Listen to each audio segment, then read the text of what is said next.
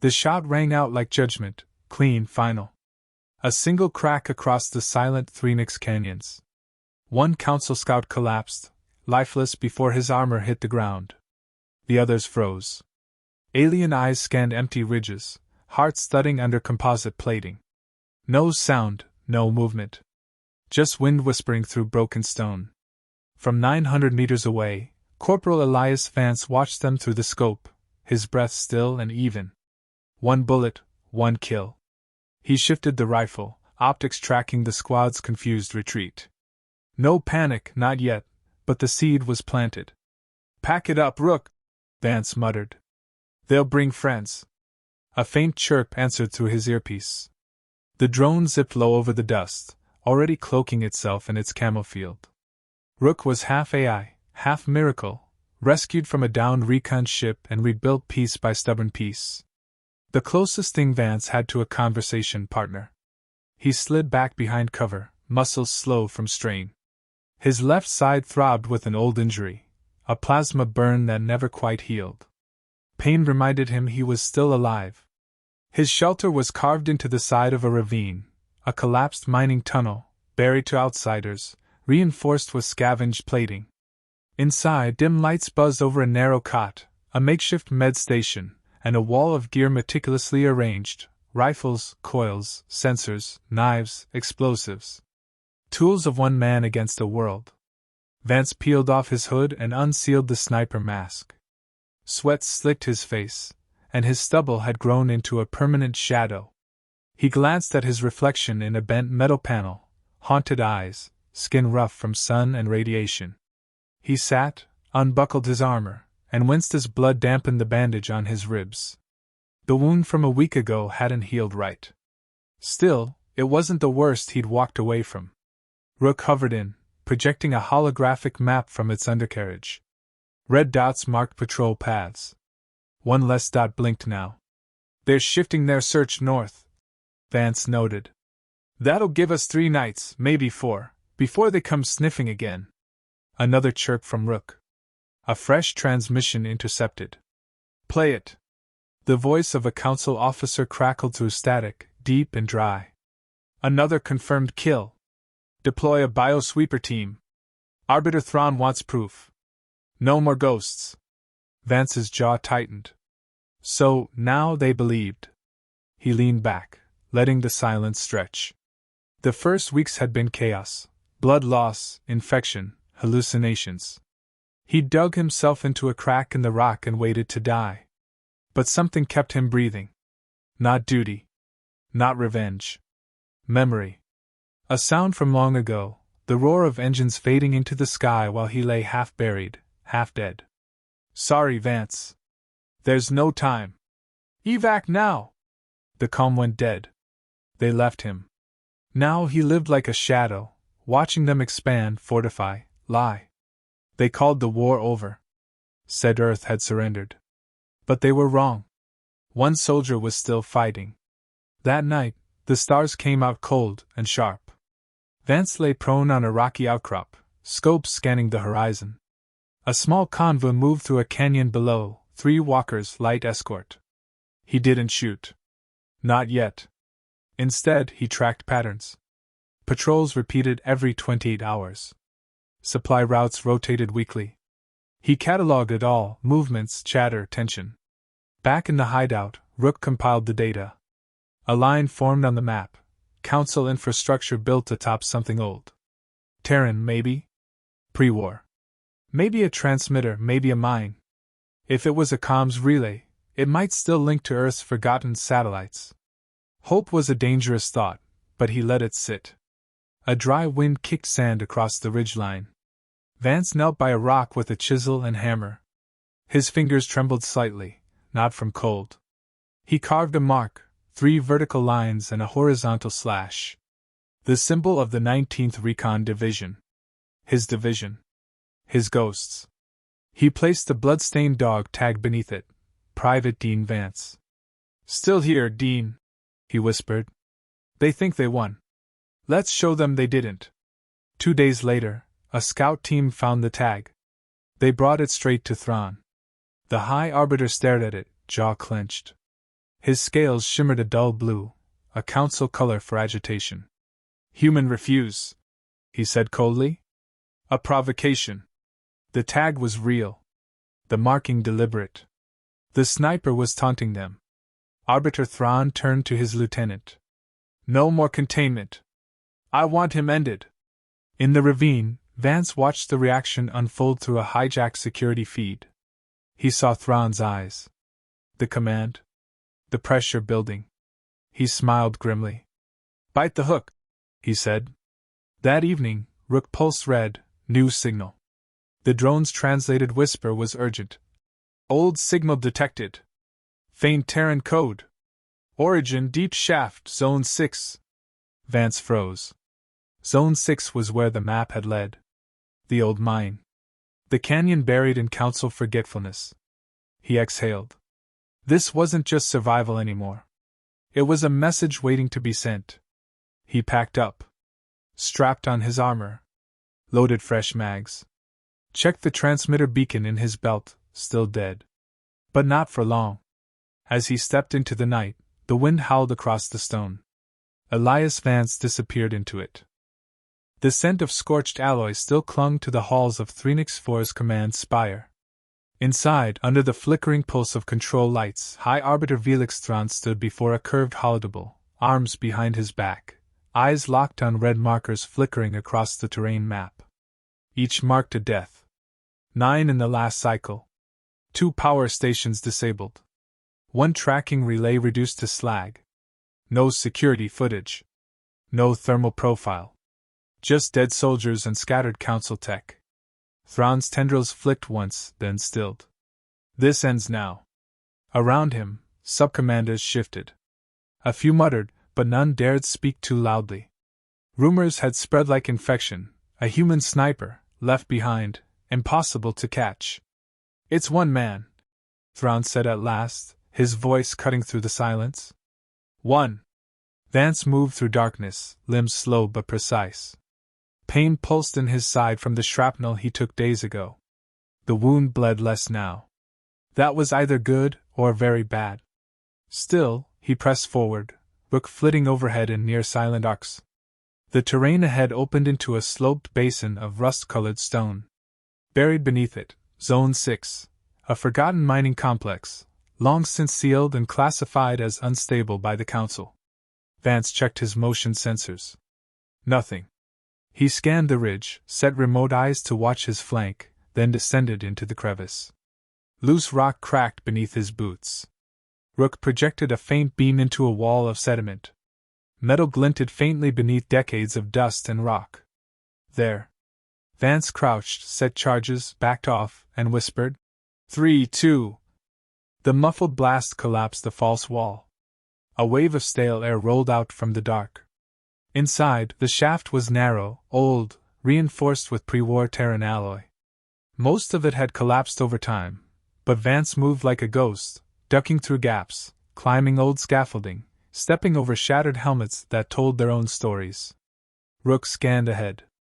At the far end of a broken corridor, buried under debris, blinked a single green light. A transmitter terminal. Terran. Unbelievable. He stepped closer. Static burst softly as the unit powered. Authentication required. He placed a finger on the scanner. Nothing. Then again, harder. The screen sputtered, blinked once, then loaded partial interface code. Still alive. But barely. Back in the Council Command Spire, Thrawn stood before a new arrival, the Iraq symbiont, a writhing, sleek creature in a containment unit. Its tendrils curled around the cage, responding to the emotional signatures in the room. Will it find him? Thrawn asked. The handler nodded. It feeds on psychic residue, fear, hate, pain. A creature like this thrives off lingering trauma. Deploy it. Vance was already halfway back to the ridge when his HUD lit up, motion east, fast. Rook pinged danger markers.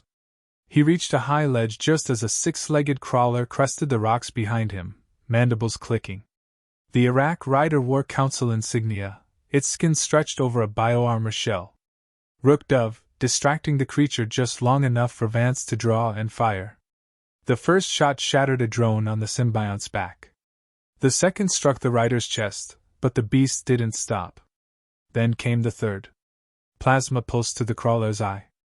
It shrieked and tumbled, crashing into the ravine. Vance didn't wait. He turned and sprinted, side aching, breath shallow. He could feel something crawling in his mind, some instinct not his own. He made it to the far ridge just as the second wave arrived. This time, he had the high ground. He dropped smoke grenades, setting off a chain of timed detonations. The mountain roared back as fire and rocks swallowed the hunters. Even from distance, he saw bodies break against the canyon walls. He dropped to one knee, coughing hard. Blood slicked his glove. Not from the fight. The wound was worse than he thought. Rook beeped. Vitals unstable. Emergency triage advised. He ignored it. Did they trace the signal? A pause. Then a chirp. No. Ghost status intact. Later, back in the bunker, Vance peeled off his suit. His side looked bad, purple around the edges, muscle torn. He injected a stim spray, grit his teeth, and leaned back.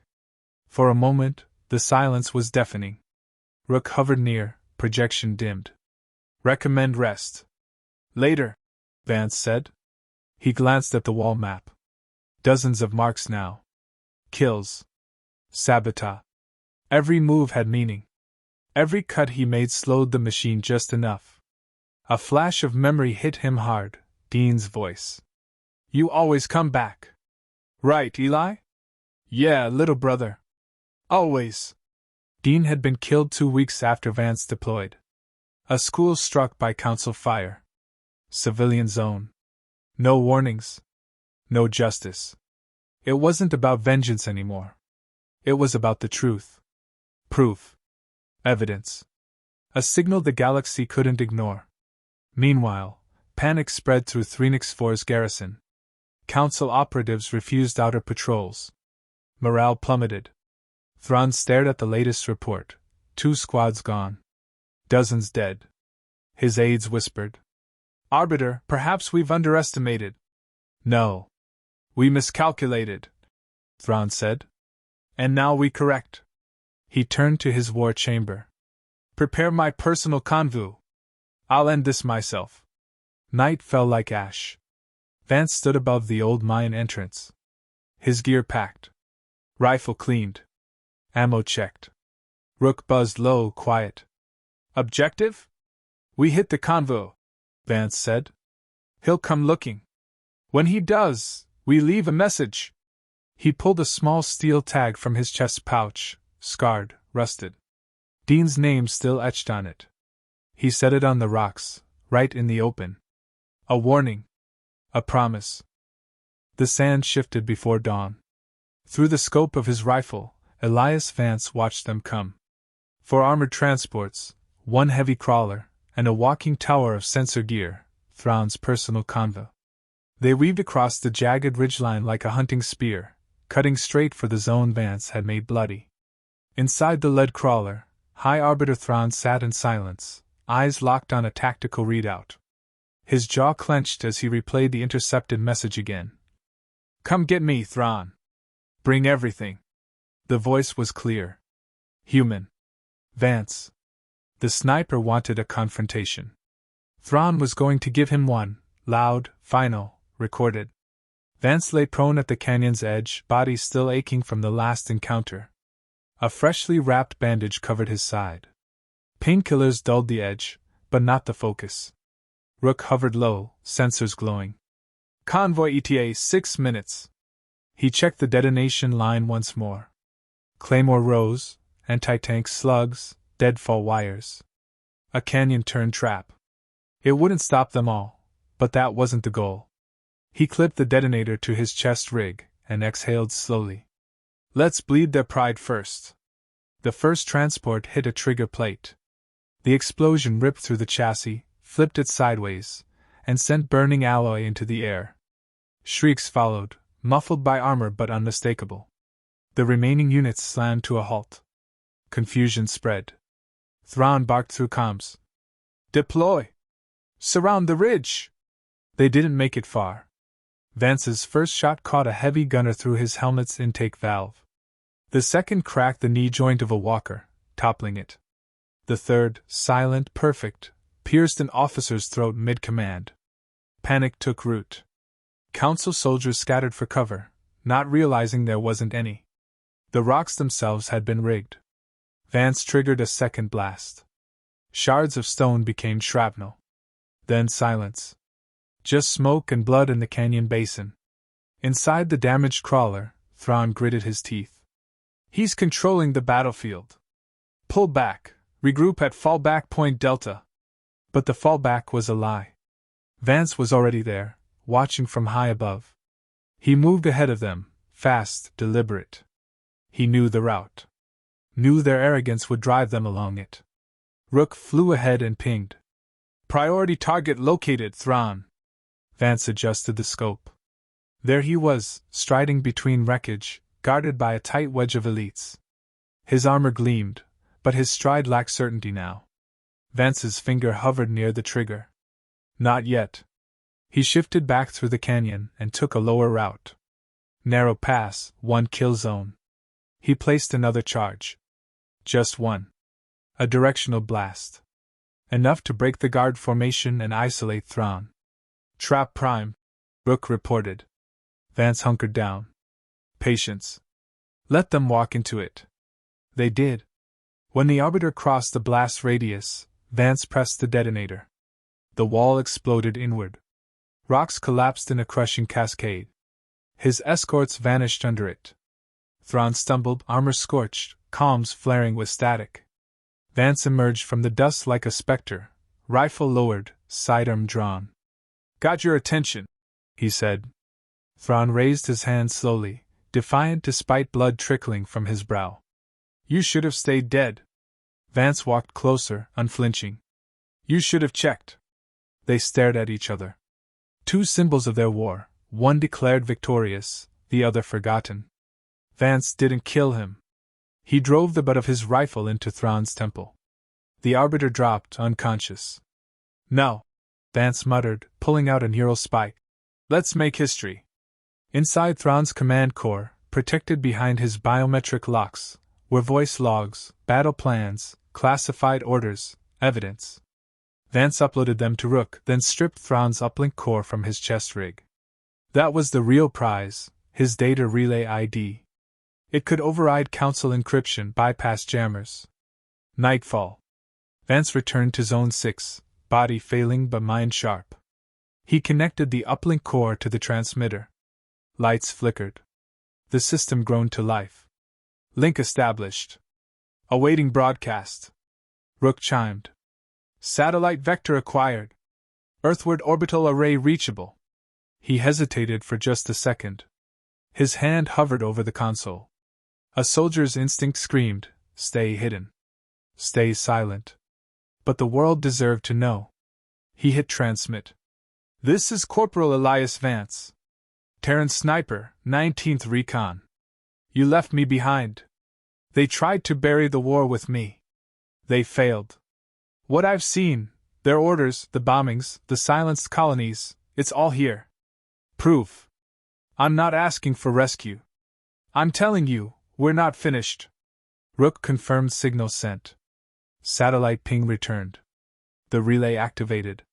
A secure channel opened, barely alive, but real. He sat down against the console, pulse thudding in his ears. Far above, on Earth's edge, a forgotten satellite blinked for the first time in years. And someone was listening.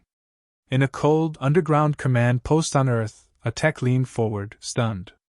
Sir, we've got something. Old Terran Sig. From Threenix.